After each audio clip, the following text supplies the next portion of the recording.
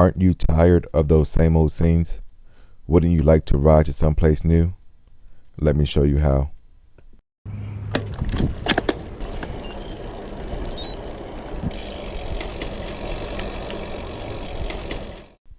What's going on, everybody?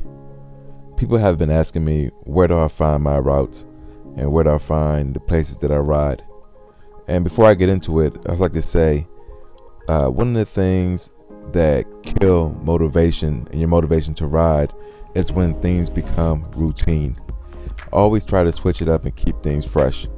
And a way to keep things fresh and to revive your motivation is to go into a new place and try something new. They say the best way to get to know a new city or a new town is by bike. And you know what? I have to agree. So how do you get around in a new place that you do not know? Well, that's what I'm here to show you. I pretty much use two things. I use Strava and Ride with GPS. And together, they combine to make the perfect pairing for you to explore. So first, we begin with Strava. And we have to use the Strava app for this. And once we get into the app, we're gonna go down to Explore at the bottom of the screen, and you'll see Explore Routes in the middle. And here we're gonna just put in a location that we wanna go to.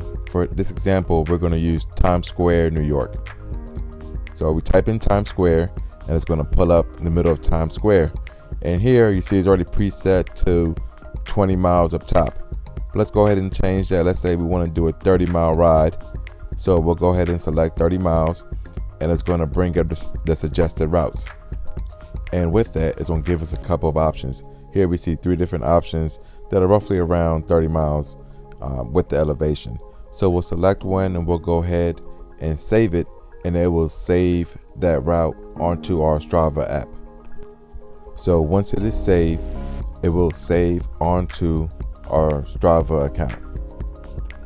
So once we save it from the app, we will have to log into strava.com on a desktop computer or using the desktop site.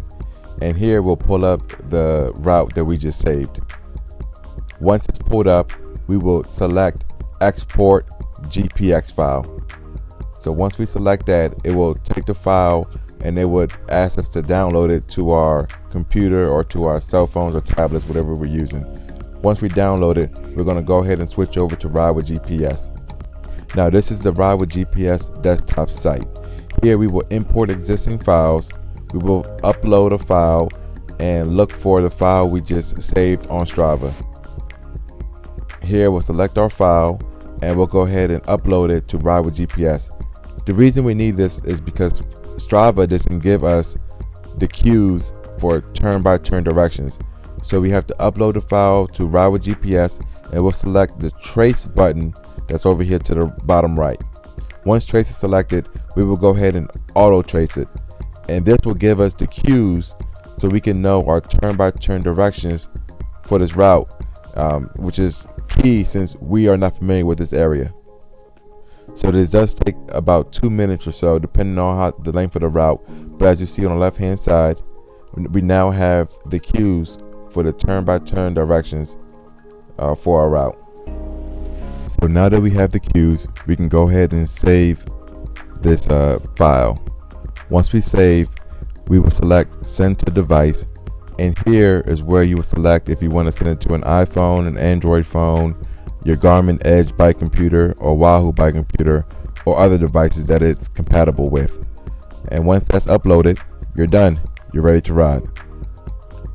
If you enjoyed this video or you found this video informative, don't forget to like and subscribe. I will talk to y'all soon.